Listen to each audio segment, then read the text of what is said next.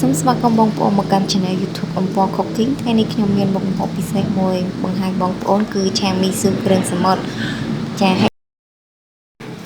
អញ្ចឹងដើម្បីកុំឲ្យខាតពេលយូរយើងចូលទៅទស្សនាវីដេអូពីរបៀបធ្វើទាំងអស់គ្នាបងប្អូនចាហើយកុំធ្វើការ like និង share វីដេអូម្នាក់មួយផងបងប្អូនដើម្បីបានវីដេអូថ្មីទៀតណាចាហើយគ្រឿងផ្សំជាដំបូងគឺមានត្រចៀកកណ្ដុរមានពោះស្ដែកនិងមានស្បែកជ្រូកហើយគ្រឿងសមុទ្ររបស់យើងគឺមានពគានិងមឹកចាហើយខ្ញុំបន្ថែមបន្លែបន្តិចដែរគឺបន្លែការ៉ុតចាហើយយើងមកធ្វើការបំពងខ្ទឹមរបស់យើងមកបងប្អូន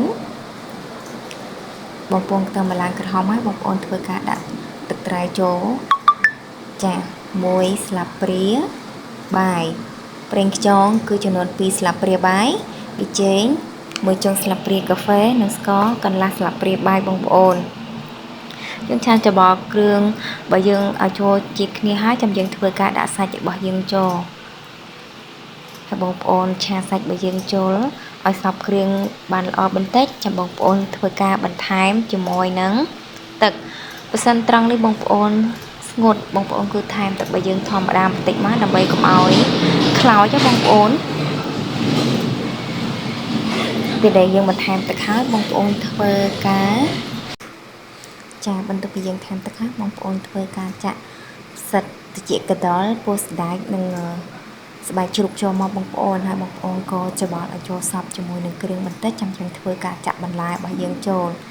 បន្លែរបស់យើងគឺខ្ញុំប្រើការ៉ុតណាបងប្អូនថែមការ៉ុតក៏បានដែរតែខ្ញុំចង់បន្ថែមបន្លែដើម្បីកុំឲ្យយើងញ៉ាំតែសាច់ពេកអញ្ចឹងខ្ញុំក៏បន្ថែមការ៉ុតចូលណាបងប្អូនចង់ដាក់ក៏បានឬមួយក៏មិនដាក់ក៏បានដែរអត់ជាបញ្ហាទេបងប្អូនហើយម្សៅថ្ងៃហ្នឹងគឺខ្ញុំប្រើចំនួន1កញ្ចប់តូចទេតែខ្ញុំត្រាំទឹកក្រូចឆាយណាបងប្អូន